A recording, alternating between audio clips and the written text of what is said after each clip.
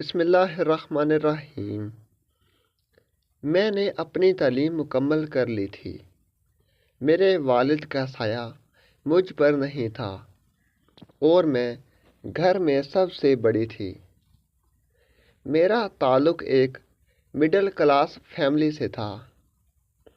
غربت کی وجہ سے نوکریوں کے لیے دھکے کھانے لگی تھی۔ اتنی محنت کے بعد آج مجھے ایک کمپنی سے کال آئی تھی۔ مجھے اپنے سے زیادہ پڑھے لکھے لوگوں کو دیکھ کر میں جان چکی تھی کہ میرا یہاں پر کوئی بھی چانس نہیں بن سکتا۔ کئی بار تو میں نے یہاں سے جانے کے بارے میں بھی سوچا، لیکن خود ہی میں ہمت جمع کر کے وہیں بیٹھ جاتی تھی کہ کیا پتہ شاید میرا کوئی چانس بن جائے۔ لیکن مجھے معلوم ہی نہیں تھا کہ آج میرے ساتھ کیا ہونے والا ہے کہ اچانک ہی ایک لیڈی میرے پاس آئی اور مجھے کہنے لگی، بولی، آپ کا نام مس عروج ہے؟ میں نے کہا، جی ہاں، میرا نام ہی عروج ہے۔ تو وہ مجھے انٹرویو روم میں جانے کا بول کر چلی گئی تھی۔ نہ جانے کیوں مجھے لگ رہا تھا کہ مجھے یہاں سے ذلیل و رسوا کر کے نکالا جائے گا۔ میں نے ہمت کر کے دروازے پر دستک دی تھی اور پہلی دستک پر ہی اندر سے ایک آواز آئی تھی۔ انٹرویو روم کے اندر قدم رکھ رہا تھا کہ سامنے 4 لوگ بیٹھے تھے، 2 عورتیں اور 2 مرد۔ مجھے سمجھ نہیں آ رہا تھا کہ مجھے اندر جانا چاہیے یا نہیں۔ میں نے اپنے دوپٹے کو سر پر مزید اچھے سے جمایا تھا اور مضبوط قدم اٹھاتی ہوئی کرسی پر جا کر بیٹھ گئی تھی۔ میری سی وی ان سب کے ہاتھ میں تھی۔ میری حالت ایسی تھی کہ جیسے ابھی میں یہاں سے بھاگ جاؤں گی۔ انٹرویو کا آغاز ہو چکا تھا۔ وہ لوگ میری پڑھائی کے بارے میں مجھ سے دریافت کر رہے تھے۔ پہلے تو میں حد سے زیادہ نروس ہو رہی تھی، مگر جب میں نے اپنے آپ کو ایک ایسی جگہ پر موجود پایا جہاں میری مدد کرنے کے لیے کوئی نہیں تھا، تو میں نے خود اپنی مدد کرنے کے بارے میں سوچا تھا اور اپنے آپ کو مضبوط کرتے ہوئے انہیں جواب دینے لگی تھی۔ چند پل مزید گزرے ہوں گے کہ ایک اور آواز میرے کانوں کے پردوں سے ٹکرائی، آپ کو کون سا رنگ پسند ہے؟ میں نے اچانک ہی اپنی نگاہیں اٹھا کر اپنے بالکل سامنے بیٹھے اس نوجوان مرد کو دیکھا تھا۔ میں دل ہی دل میں سوچنے لگی تھی کہ اس کو پہلے میں نے کبھی دیکھا ہے، لیکن مجھے یاد نہیں آ رہا تھا۔ مگر اپنے آپ کو مضبوط کرتے ہوئے بولی، مجھے لال رنگ پسند ہے۔ جبکہ میری بات سن کر وہ مزید ایک اور سوال داغ چکا تھا کہ آپ کی فیملی میں کون کون ہے اور کیا آپ کی منگنی ہو چکی ہے؟ اس بار مجھے شدید جھٹکا لگا تھا کہ کس نوعیت کے سوال مجھ سے کر رہے ہیں۔ ذاتی زندگی کے متعلق بتانے کے لیے میں یہاں پر نہیں آئی تھی۔ ان کا یہ سوال کرنا مجھے بے حد برا لگا۔ نہ جانے کیوں مجھے یہاں سے بھی کچھ اچھی فیلنگ نہیں آ رہی تھی۔ ایک تو میں نے انہیں بہت ہی عجیب طرح سے جواب دیا تھا، دوسرا جو ان کے مطالبات تھے میں ان پر بالکل بھی پوری نہیں اتری تھی۔ واپس لوٹ آئی تھی۔ گھر میں داخل ہوتے ہی اماں جان کے طعنے شروع ہو جاتے۔ بھابھی کی آواز بھی میرے کانوں میں آ رہی تھی۔ مجھے تو حیرانگی ہوتی تھی کہ وہ سگی ماں ہو کر میرے حالات کو نہیں سمجھتی تھی۔ میں آنسو روک کر اپنے کمرے میں آ گئی تھی اور سامان ایک طرف رکھ کر بستر پر لیٹ گئی۔ میرا دل چاہ رہا تھا کہ میں اس کو چھوڑ کر کہیں چلے جاؤں۔ میں سارا دن گرمی میں بس کے دھکے کھاتی تھی۔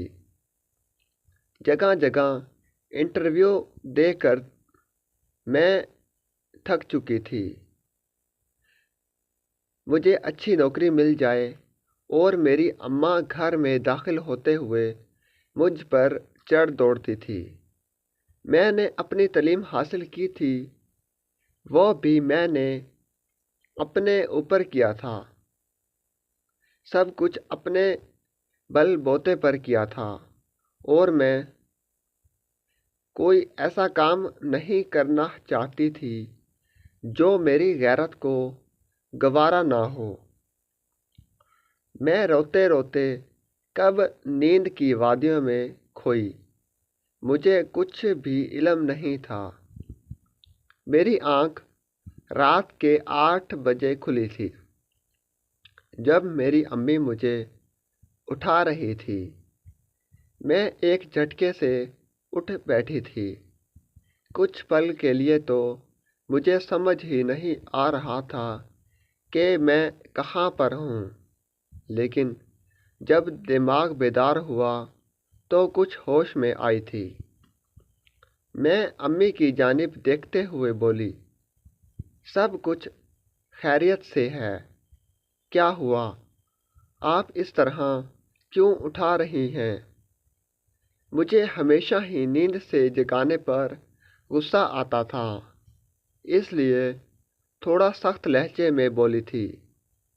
وہ بولی، باہر کچھ بڑے گھر سے مہمان آئے ہیں، بڑی بڑی گاڑیوں میں، تمہارا پوچھ رہے ہیں، جلدی سے ہاتھ منہ دھو کر باہر آ جاؤ۔ نہ جانے مجھے تو ایسا لگ رہا تھا کہ جیسے ہماری کوئی لاٹری نکل آئی ہو۔ امی کی آنکھوں میں لالچ تھی۔ میں فوراً سے اپنی جگہ سے اٹھی تھی اور ایسے ہی پھر جانے لگی تھی، لیکن اچانک ہی میری اماں نے میرا بازو تھام لیا تھا اور مجھے واش روم کی طرف دھکیلتے ہوئے بولی، سمجھ نہیں آ رہا کہ میں کیا بول رہی ہوں؟ ہاتھ منہ دھو کر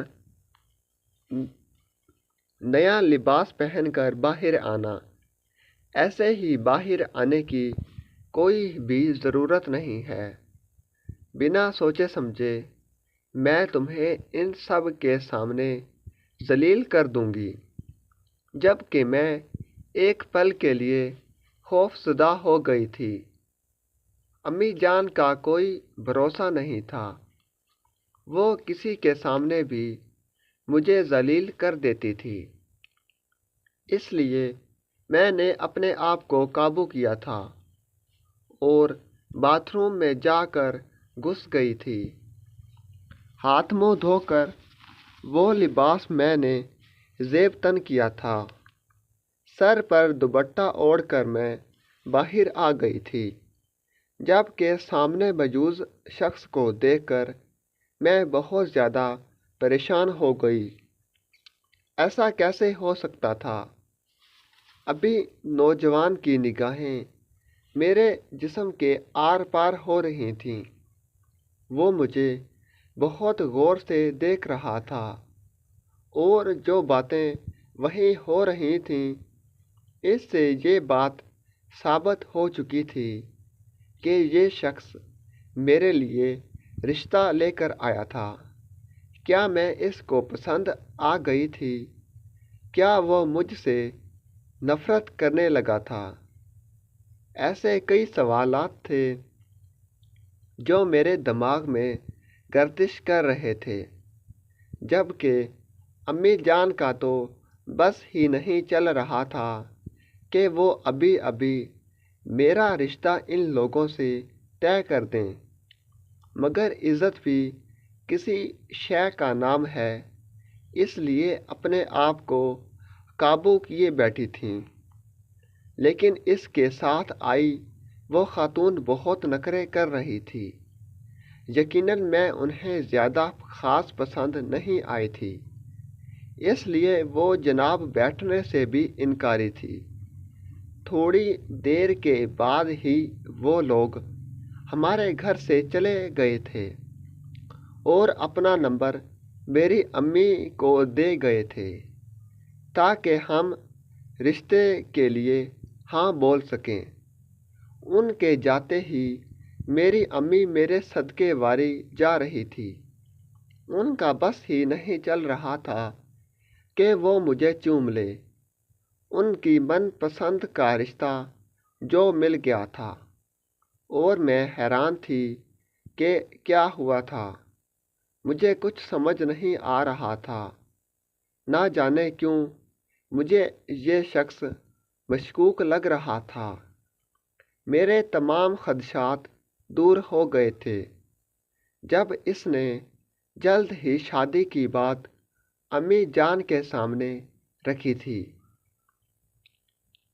میں اس شادی کے حوالے سے بالکل بھی خوش نہیں تھی۔ مجھے امیر لوگوں میں شادی کرنے کی کوئی بھی چاہ نہیں تھی، لیکن میری اماں جان تو پاگل ہوئے جا رہی تھی۔ مجھے سمجھ نہیں آ رہا تھا کہ وہ شخص مجھ میں کیا دیکھ رہا ہے، لیکن شاید میں سچے جذبات سے واقف نہیں تھی۔ میری شادی اس اجنبی شخص سے کروا دی گئی جس کا نام یاسر تھا۔ اس کی نام کئی جائیدادیں تھیں۔ وہ ایک محل نما گھر میں رہتا تھا جس کو دیکھ کر میں حیران رہ گئی تھی۔ نکاح کے ہوتے ہی اس نے رخصتی کی بات کر دی تھی۔ میری شادی بہت سادگی سے ہونے جا رہی تھی۔ چند پل کا کھیل تھا اور میں والدین کے گھر سے سسرال کے آنگن میں پہنچ گئی تھی۔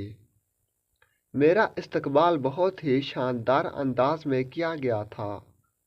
ہر طرف پھول ہی پھول بکھرے ہوئے تھے۔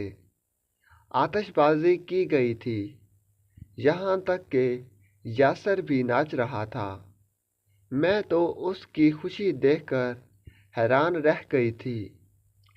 دل ہی دل میں مجھے اپنا آپ بہت زیادہ قیمتی محسوس ہو رہا تھا۔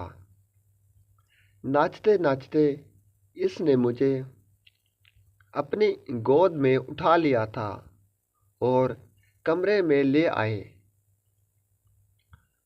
اس کمرے کو بہت ہی زیادہ اچھے طریقے سے سجایا گیا تھا۔ میں تو حیران تھی کہ اتنی ساری تیاریوں پر وہ مجھے باہوں میں اٹھائے بستر پر لایا تھا۔ اس نے مجھ سے ڈھیروں باتیں کی تھیں، میری تعریفیں بھی کیں۔ میں خود کو دنیا کی خوش قسمت ترین لڑکی سمجھ رہی تھی۔ سب میری قسمت پر رشک کر رہے تھے۔ बैठे बिठाए मुझे हीरो जैसे शख्स मिला था। वो मुझे तमाम परेशानियों और मसाइल से निकाल कर अपनी दुनिया में लाया था। अगली सुबह भी मेरे लिए बहुत रोशन थी, लेकिन मेरे ससुराल वालों का रवैया मुझसे कुछ अच्छा ना था। कोई भी मुझसे बात नहीं करना चाहता था, लेकिन मेरे शौहर ने मुझे कहा कि आपको किसी की भी परवाह करने की ज़रूरत नहीं है, जबकि मैं जितना भी अपने रब का शुक्र अदा करती इतना ही कम था। मुझे इतना चाहने वाला शौहर मिला था जिसको पाकर मैं हैरान थी। वक्त का काम है गुजर जाना, और वो अपनी रफ्तार के मुताबिक गुजरता जा रहा था। शायद मेरे सब्र का फल मुझे मेरे शौहर की सूरत में मिल गया था। कुछ महीने बाद ही मुझे खुशखबरी मिल गई थी कि मैं माँ बनने वाली थी, और ये लम्हा मेरे लिए बहुत ज़्यादा जज्बाती था। हम दोनों मियाँ बीवी ने अपने बच्चे के लिए बहुत ख्वाब सजाए थे। मेरा कहना था कि बेटा होगा, जबकि मेरे शौहर बोलते थे कि बेटी होगी, जिसको मैं अपनी शहज़ादी बना कर रखूँगा। और मैं मुस्कुरा देती थी। धीरे धीरे वक्त मज़ीद गुज़र गया था, और मैं 3 महीने की हामिला हो गई थी। आज मुझे अपनी तबीयत की कुछ नडाल मालूम हो रही थी, इसलिए सुबह के वक्त मैं यासर के साथ बेदार नहीं हुई थी, वरना मैं जल्द ही उठा करती थी। मुझे सोते हुए दोपहर के 10 बज गए थे। इस पर ही मेरे कमरे का दरवाज़ा खुला था, और यासर कमरे में दाखिल होते हुए, और वो मुझे अभी तक बिस्तर पर ही देखकर परेशान से हो गए थे, और फौरन मेरे करीब आए और कहा, क्या हुआ है मेरी जान, तुम इस तरह क्यों लेटी हो? सुबह भी मैं तुम्हें ऐसे ही छोड़ कर गया था। क्या हुआ है? जबकि मैं मुस्कुराते लहजे में बोली थी, कुछ नहीं हुआ, बस थोड़ी सी तबीयत ठीक नहीं है, लेकिन अब बिल्कुल ठीक है। मेरी बात सुनकर कहने लगे, तुम नहीं जानती मैं तुमसे कितनी मोहब्बत करता हूँ। इस दिन जब मैंने तुम्हें इंटरव्यू में देखा था, उस पल ही मैं तुम्हारी सादगी पर अपना दिल हार बैठा था, और फिर जिस तरह से मैं आपके लिए अपनी माँ को राज़ी किया था, या तो वो मैं जानता हूँ या मेरा खुदा जानता है। और आज तुम्हें पाकर मैं मुकम्मल हो गया था।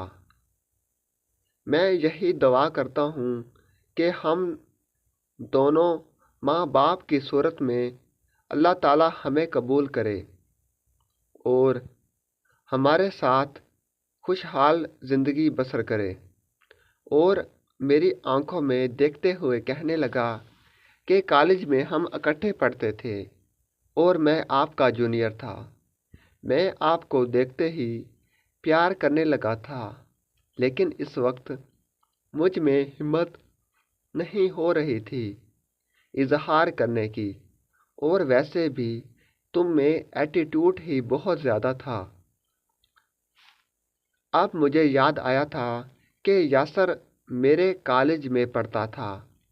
वो कई बार बहाने बहाने से हमारी क्लास में आता था, लेकिन मैंने ہمیشہ دوسرے لڑکوں کی طرح اسے بھی اگنور کیا تھا۔ یہ سن کر میں بہت حیران ہوئی تھی۔ جب میں نے اسے انٹرویو میں دیکھا تھا تو اس لیے مجھے لگ رہا تھا کہ میں نے اسے پہلی بار نہیں دیکھا بلکہ اس سے پہلے دیکھا تھا۔ یاسر بہت ہی زیادہ اچھا لڑکا تھا اور مجھ سے بہت پیار کرتا تھا اور میں زندگی میں بہت خوش ہوں۔ ویڈیو اچھی لگی تو چینل کو لائک کریں، سبسکرائب کریں، شیئر کریں، گھنٹی کے نشان پر کلک کرنا مت بھولیں تاکہ ہماری ہر ویڈیو آپ کے پاس بآسانی پہنچ سکے اور ہماری حوصلہ افزائی ہو سکے۔ کمنٹ ایکشن میں اپنی رائے کا اظہار ضرور کریں۔ شکریہ۔